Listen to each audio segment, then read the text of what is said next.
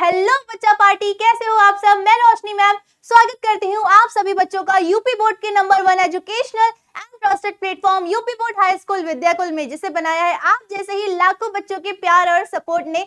भरोसेमंद पूरे उत्तर प्रदेश का नहीं बल्कि पूरे भारत देश का नंबर 1 लर्निंग प्लेटफॉर्म। तो प्यारे बच्चों, जिस चीज की आपको सबसे ज्यादा डिमांड थी, जो चीज आपको सबसे ज्यादा परेशान कर रही थी, वो थी आपके इंग्लिश पार्ट के क्वेश्चन आंसर। क्योंकि आपको समझ ही नहीं आ रहा था कि आप क्वेश्चन आंसर्स कौन से लर्न करें या कौन से क्वेश्चन आंसर्स लर्न करें जो आपको हूबहू आपकी यूपी बोर्ड 2026 की बोर्ड परीक्षा में देखने को मिले। लेकिन बेटा अब वो डर भी आपका खत्म हो जाएगा, क्योंकि आज मैं लेकर के आई हूँ बेटा टॉप 50 मोस्ट इंपोर्टेंट क्वेश्चन जो हूबहू बेटा आपको 2026 की बोर्ड परीक्षा में देखने को मिलेंगे। अगर चेंज होगा तो सिर्फ क्वेश्चन पूछने का तरीका चेंज होगा, लेकिन आंसर्स वही रहेंगे। तो बेटा वीडियो में एंड तक बने रहे। वीडियो पसंद आए तो वीडियो को लाइक करें, चैनल को सब्सक्राइब करें, बेल आइकन दबाएं और कमेंट करके बताएं वीडियो आपको कैसी लगी और नेक्स्ट वीडियो आपको किस पर चाहिए। तो बिना किसी देरी के बेटा आपकी इस सेशन को हम स्टार्ट करते हैं। और मैं फिर से बोल रही हूँ बेटा कि ये सारे क्वेश्चन आपको हूबहू 2026 की बोर्ड परीक्षा में देखने को मिलेंगे, तो एंड तक वीडियो में जरूर बने रहिएगा। तो चलिए आज का पहला क्वेश्चन हम आपको दिखा देते हैं। आज का जो आपका पहला सवाल है बेटा वो ये है, why did the postman laugh heartily, मतलब डाकिया दिल खोलकर क्यों हंसा था। ये चैप्टर आपका लेटर टू गॉड का है, ठीक है। तो ये आपका वो पहला प्रश्न है जो आपकी बोर्ड परीक्षा में आएगा। मैं बताती जाऊंगी बेटा, आप स्क्रीनशॉट लेते जाएगा क्योंकि हर प्रश्न अपने में बेहद जरूरी है। फिर आपका अगला प्रश्न आता है, what was Lencho's remark for the post office employees, यानी डाकघर के कर्मचारियों के लिए लेंचो की क्या टिप्पणी थी। यानी कि लेंचो ने पोस्ट ऑफिस के कर्मचारियों को क्या कहा था, याद है ना, बंच ऑफ क्रुक्स यानी चोरों का समूह। ये वही वाला सवाल है, ठीक है। तो दूसरा सवाल आपका ये होगा, देखो नंबरिंग देखते जाइएगा, टोटल 50 क्वेश्चन है। अगले सवाल की तरफ बढ़ जाते हैं। अगला सवाल है, why was Lencho angry when he received the letter. और बेटा ये प्रश्न आपका एमसीक्यू के लिए भी बेहद जरूरी है। ये सवाल आपका एमसीक्यू में भी आ सकता है सॉरी, और आपका क्वेश्चन आंसर्स में भी आ सकता है, इसलिए ध्यान रखिएगा। सवाल है, जब लेंचो को पत्र मिला तो वह नाराज क्यों हो गया। बहुत जरूरी प्रश्न है, सारे बच्चे इसको देखते जरूर जाइएगा, ठीक है। अगला सवाल है, draw a character sketch of Lencho, यानी लेंचो का आपको चरित्र चित्रण करना है, ठीक है। लेंचो के चरित्र चित्रण को करना है और ये बेटा बहुत ज्यादा जरूरी है। हर सवाल अपने में बहुत जरूरी है, इसलिए ध्यान से देखते रहिएगा और स्क्रीनशॉट बेटा लेते चलिएगा। ये उस क्वेश्चन का जवाब है। ऐसे ही आप कैरेक्टर स्केच को क्या करेंगे बच्चों, लिखेंगे। अगला सवाल आपका क्या आता है, अगला सवाल है आपका, bring about Lencho's immense faith in God, यानी लेंचो का ईश्वर पर असीम क्या है, विश्वास का वर्णन करिए। मतलब लेंचो जो गॉड पर बहुत भरोसा करता था, आपको उसके बारे में यहाँ पे लिखना है। ये भी सवाल आपकी बोर्ड परीक्षा के लिए बहुत ज्यादा जरूरी है। स्क्रीनशॉट फिर से बोलियो बेटा, लेते चलिएगा। अगला सवाल है आपका, छठा सवाल है ये, what is the greatest wealth of a nation in Mandela's opinion, यानी मंडेला के अनुसार राष्ट्र की महत्तम संपत्ति क्या है। बताया था ना कि किसी भी राष्ट्र की जो सबसे बड़ी संपत्ति वहां के लोग होते हैं। तो ये वही वाला सवाल है और ये सवाल बेटा आपके एमसीक्यू के लिए भी काफी ज्यादा जरूरी है, तो इस बात का भी बहुत विशेष रूप से बच्चों ध्यान रखिएगा। अगला सवाल आता है आपका, what was the meaning of freedom for Mandela, यानी मंडेला के लिए बेटा स्वतंत्रता का क्या अर्थ है। मतलब मंडेला जी के अनुसार स्वतंत्रता का क्या तात्पर्य है, इसको भी आपको ध्यान रखना है, ठीक है। अगला सवाल देख लेते हैं। अगला सवाल कह रहा है, who according to Mandela is not free, यानी मंडेला के अनुसार कौन स्वतंत्र नहीं है ना। मंडेला जी के अनुसार कौन स्वतंत्र नहीं है, ठीक है। अगला सवाल देखिए अगला सवाल है, what were the difficulties faced by Nelson Mandela in achieving freedom for his people, यानी कि नेल्सन मंडेला को अपने लोगों के लिए स्वतंत्रता प्राप्त करने में किन कठिनाइयों का सामना करना पड़ा था। बेटा हर सवाल मैं बोल रही हूं, ये 50 सवाल याद कर लेना। मैं फिर से बोली, पढ़ना नहीं बेटा, याद कर लेना। क्वेश्चन अलग तरह से पूछ सकता है बट आंसर वही रहेगा। तो इसीलिए बेटा हर सवाल, इसीलिए देखो सवाल की मैंने हिंदी भी लिख दी है ताकि याद रहे कि सवाल क्या पूछ रहा है। तो इसीलिए बेटा प्लीज ध्यान से इन सवालों को देखते रहिए।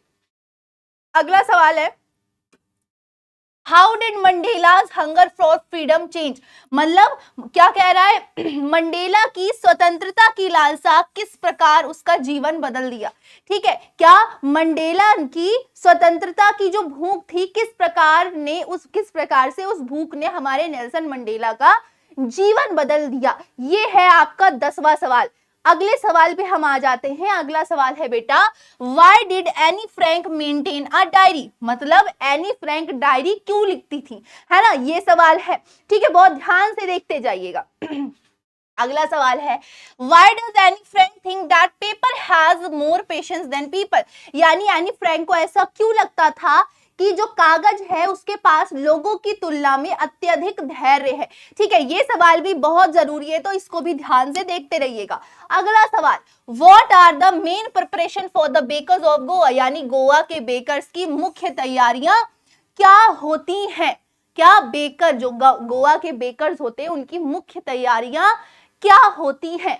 अगला सवाल 14 नंबर का सवाल है ये, What is Coorg famous for, यानी कुर्ग किसके लिए प्रसिद्ध है। मैंने पढ़ाया ये चैप्टर, बहुत ज्यादा जरूरी है इसलिए बहुत ध्यान से देखिएगा। अगला सवाल, What does the writer say about Coorg and its people, यानी लेखक कुर्ग और उसके लोगों के बारे में क्या कहता है ना, लेखक कुर्ग और उसके लोगों के बारे में क्या कहता है। ये 15 नंबर का सवाल है।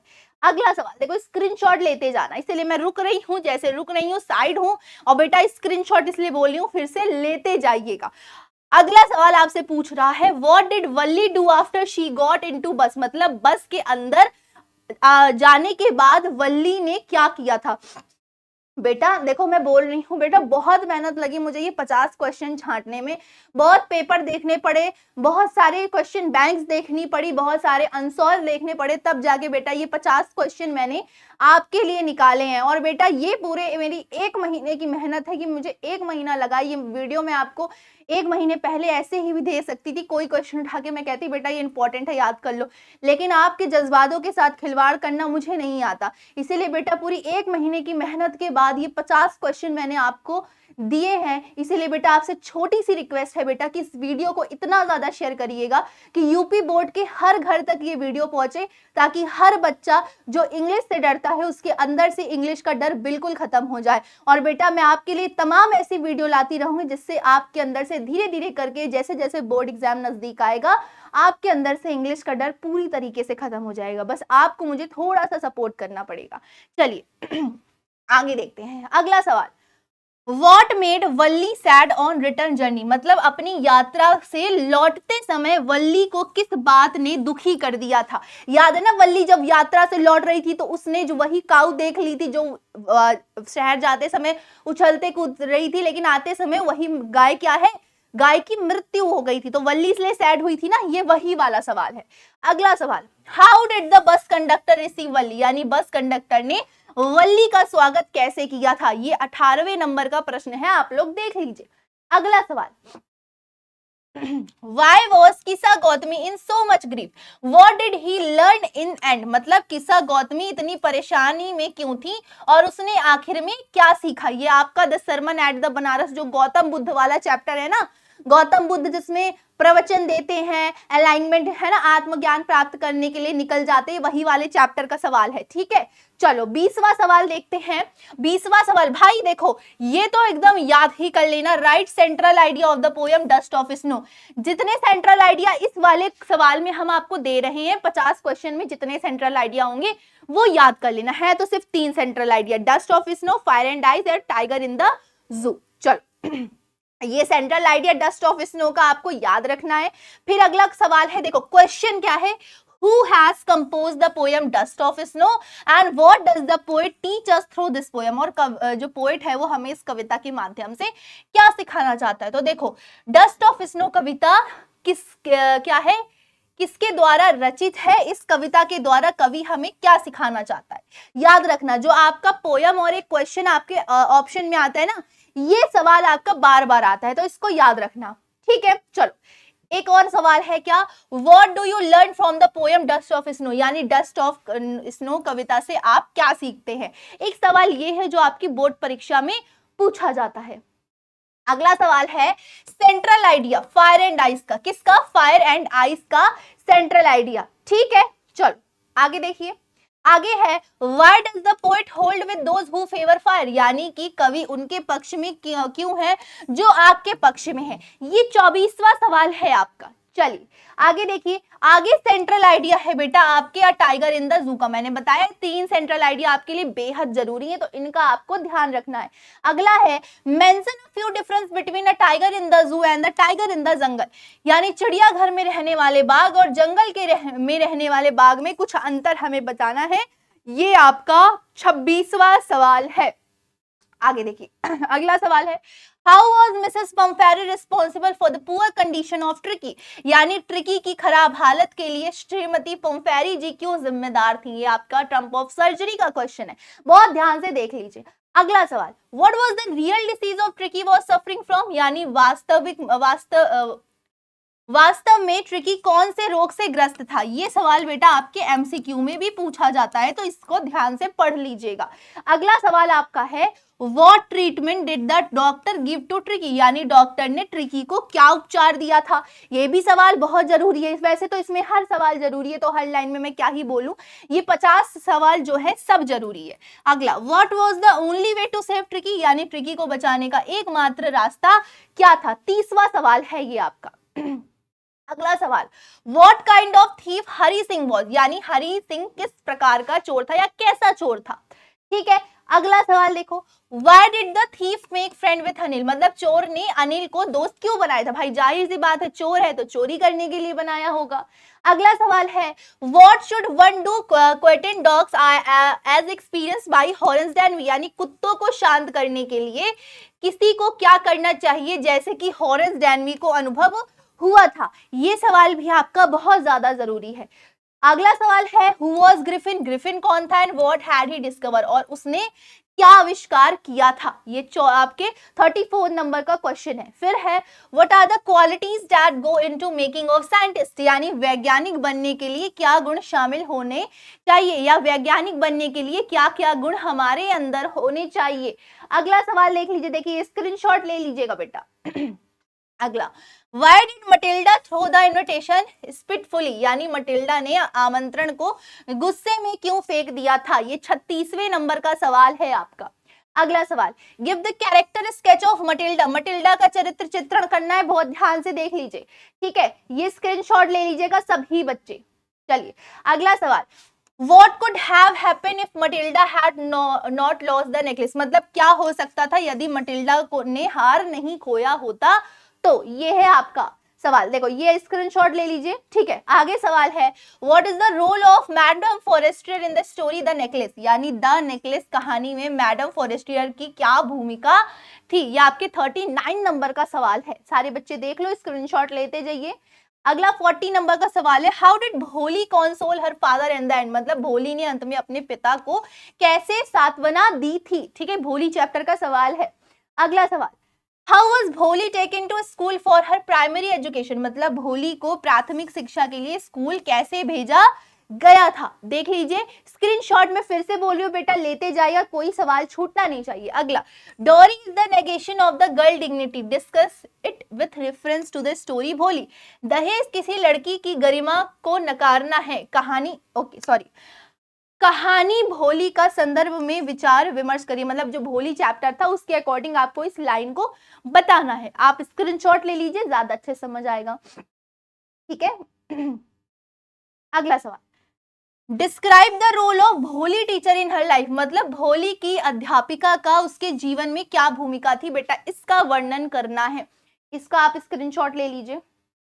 अगला सवाल Why did Hari Singh return to Anil even after stealing Anil's money, मतलब अनिल के पैसे चुराने के बाद भी हरि सिंह अनिल के पास वापस क्यों लौटा। ये सवाल आपका है। ठीक है, स्क्रीनशॉट ले लीजिएगा। अगला सवाल Why was the thief Hari Singh grateful to Anil, मतलब चोर हरि सिंह अनिल का आभारी क्यों था? सवाल देख लीजिए, बहुत ज्यादा जरूरी हर सवाल है, ठीक है। अगला, how does the thief think Anil was will react to the thief, मतलब चोर किस प्रकार सोचता था कि अनिल चोरी पर कैसी प्रतिक्रिया देगा। ये सवाल आपका 46 नंबर का सवाल है। अगला सवाल है, हाउ डिड बुद्धा टीच किस्सा Gautami the truth of life, मतलब बुद्धा ने किस्सा गौतमी को जीवन की सच्चाई किस प्रकार सिखाई थी, ठीक है। अगला सवाल है, for what purpose were the writer and his friend going to Basra, यानी लेखक और उसका मित्र किस उद्देश्य से बसरा जा रहे थे। मिजबिल द आउटर चैप्टर का क्वेश्चन है बच्चों ये। अगला 49 नंबर का सवाल है, what was the single hope for family of Lencho after the hell, ओलावृष्टि के बाद लेंचो के परिवार की एकमात्र उम्मीद या फिर आशा क्या थी। आखिरी सवाल आज की क्लास का, why was young seagull afraid of flying, यानी नन्हा सीगल उड़ने से क्यों डरता था। इसका भी स्क्रीनशॉट ले लो, ले लिया, चलो भाई। तो बेटा ये थे वो टॉप 50 सवाल जो आपकी बोर्ड परीक्षा में सीधे आपको देखने को मिलेंगे। तो बेटा इन सवालों को मैं फिर से बोल रही हूँ कि मुझे ढूंढने में कम से कम 1 महीना लगा है बेटा, और ये हर सवाल अपने में एक अलग इंपॉर्टेंस रखता है। आप कुछ मत पढ़ना, पूरी इंग्लिश में सिर्फ ये 50 क्वेश्चन पढ़ लेना, एक भी सवाल इससे आपका बाहर का नहीं आ सकता है। बाकी बेटा मैं मिलती हूँ आपसे अगली वीडियो में इसी तरह की शानदार वीडियो के साथ। तब तक के लिए आप अपना ख्याल रखिएगा, चैनल को सब्सक्राइब कर दीजिएगा, अगर नए हो वीडियो को लाइक कर दीजिएगा, कमेंट करके जरूर बताइएगा बेटा वीडियो आपको कैसी लगी। मैं मिलती हूँ आपसे अगली क्लास में, तब तक के लिए आप अपना ख्याल रखिएगा। राधे राधे मेरे प्यारे बच्चों।